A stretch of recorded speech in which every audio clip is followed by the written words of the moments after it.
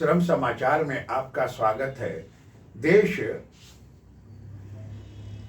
22 तारीख के दिन का प्रतीक्षा कर रहा है, यानी 22 तारीख को अयोध्या में श्री राम यानी रामलला विराजमान हो जाएंगे, यानी प्राण प्रतिष्ठा हो जाएगी। अब चूंकि अपना विषय श्रम है, श्रम समाचार है, तो आज का जो अपना ये टॉपिक है राम और भारत का संविधान। राम और भारत का संविधान। अब आप देखिए कि जो भारत का संविधान है, कुछ पॉइंट का चर्चा करेंगे। उस जो मूल संविधान है उसके पहला पेज पर ही राम जी का फोटो अंकित है, चित्र अंकित है। बड़ा ही बेजोर, क्योंकि भारत के संविधान का मूल प्रति हमको दर्शन हो गया है। हम उसको 2-4 बार पढ़े भी हैं। एडवांस स्टडी शिमला में और मेन जगह पर शिमला में रखा हुआ है, तो वहां हमने इसको देखा।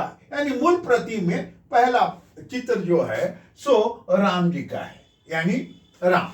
दूसरा उसमें जो चित्र है, 6-7 चित्र है, उसमें राम सीता लक्ष्मण का श्रीलंका से जो आगमन होता है उसका दूसरा चित्र है और चित्र है। अब देखिए कि दो तो आपको राम का भारत के संविधान में 2 चित्र है। उसके बाद आ जाइए सुशासन, मर्यादा और विधायी मर्यादा के रक्षक, यानी राम का पूरा जीवन मर्यादा, सुशासन और विधायी मर्यादा के रक्षक, यानी पिता के एक शब्द पर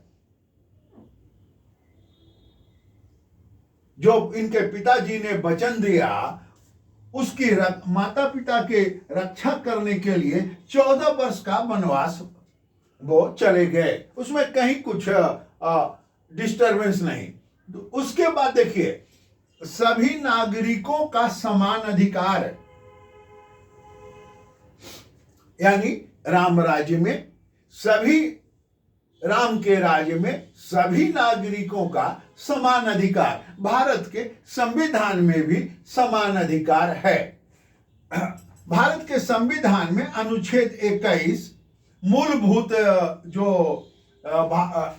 मौलिक अधिकार है और 19 का अनुच्छेद का 1, इसमें व्यक्ति को जो मौलिक अधिकार दिया गया है, भारत के संविधान में जो व्यक्ति को मौलिक अधिकार दिया गया है कि सबको समानता का अधिकार, वो राम के शासनकाल में है। यानी आप यहां से इसको देखें, 51 क अंग आपस में समानता समरसता। आप देखें कि यानी राम राज्य में आपस में समानता और समरसता का बोध होता है। राम स्वयं सबरी के और केवट के यहाँ जाते हैं, भोजन करते हैं, रहते हैं। तो ये जो समानता का अधिकार है, ये समरसता का अधिकार है। और उस समय के जितने भी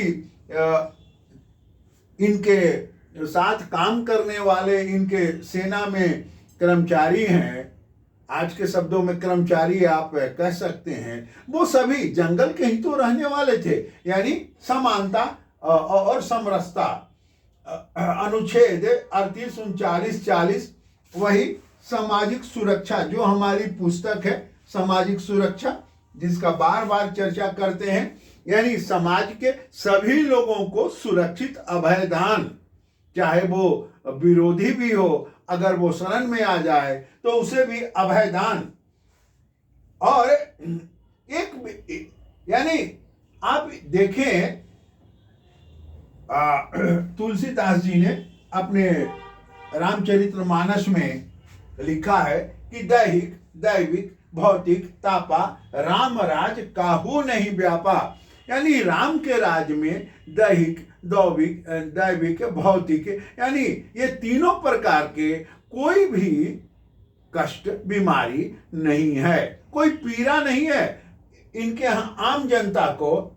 आप यहां देखें, और भारत के संविधान को भी आप पूरा पढ़ेंगे, आप पूरा देखेंगे, अध्ययन करेंगे तो यह संविधान भी बहुत सुंदर है। डॉक्टर अंबेडकर और डॉक्टर राजेंद्र प्रसाद जी ने संविधान सभा में दोनों ने एक ही लाइन बोला जो बिल्कुल सेम है कि अगर अच्छे जनप्रतिनिधि होंगे तो ये संविधान बहुत सुंदर होगा, और जनप्रतिनिधि अगर गलत होंगे तो कितना भी सुंदर संविधान होगा तो सुंदर नहीं रहेगा।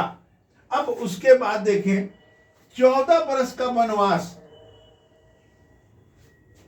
यानी एक शब्द पर इनके पिताजी ने जो इनके माताजी को वचन दिए, एक शब्द पर ये वनवास चले गए, और आप देखें कि उसका परिणाम क्या हुआ।